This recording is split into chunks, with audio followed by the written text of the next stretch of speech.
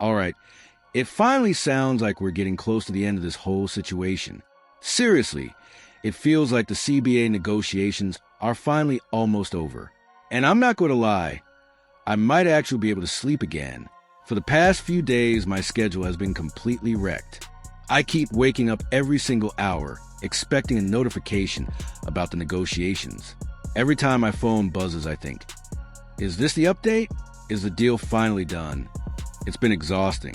I've basically been staying up until 5 or 6 in the morning multiple nights in a row, just waiting for news. So yeah, I'm definitely ready for this whole thing to wrap up. But before anything else, I want to give some credit to the people who have been covering this nonstop. Shout out to Venom for being there all week and doing live coverage. Shout out to Alexa Philippou, Jackie Powell, Doug, Annie Costable, and also Terri Carmichael Jackson for sticking through these negotiations the entire time. They've all been reporting on this day and night. And according to the latest updates, there are still some big issues remaining. But for the first time in a while, both sides are saying there has been real progress. That word progress hasn't been used much during these negotiations. But now there's hope that a term sheet could be finalized within the next 15 to 20 hours. And honestly, that would be huge, because this has been a very unusual negotiation process. Both sides have clearly been stalling at different times. There were reports about player surveys leaking into the media. There were rumors that some players believed the league was trying to force a strike. And on the other side, people believe the Players Association might also be pushing toward a strike scenario.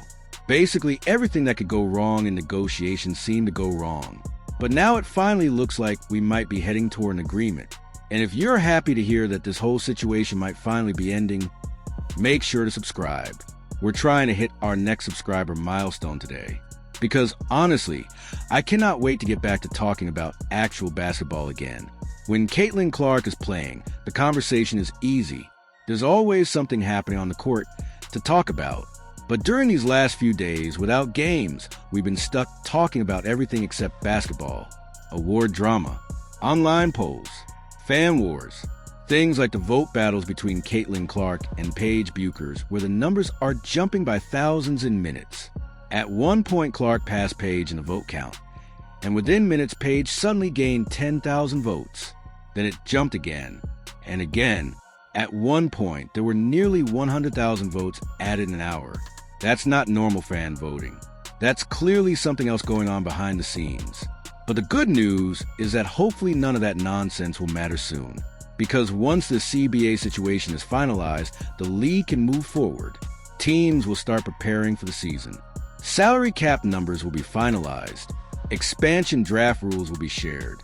Front offices will start talking with agents about contracts and roster plans. And then when free agency officially opens, we're going to see the same thing we always see in basketball.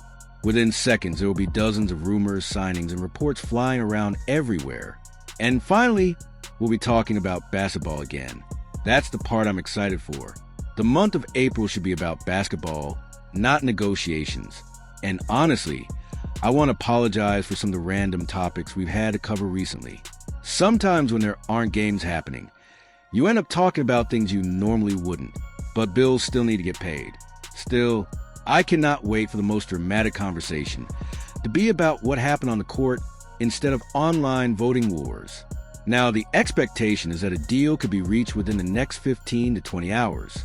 Right after that update, Natasha Cloud even posted a message basically hinting that the negotiations are moving toward an agreement.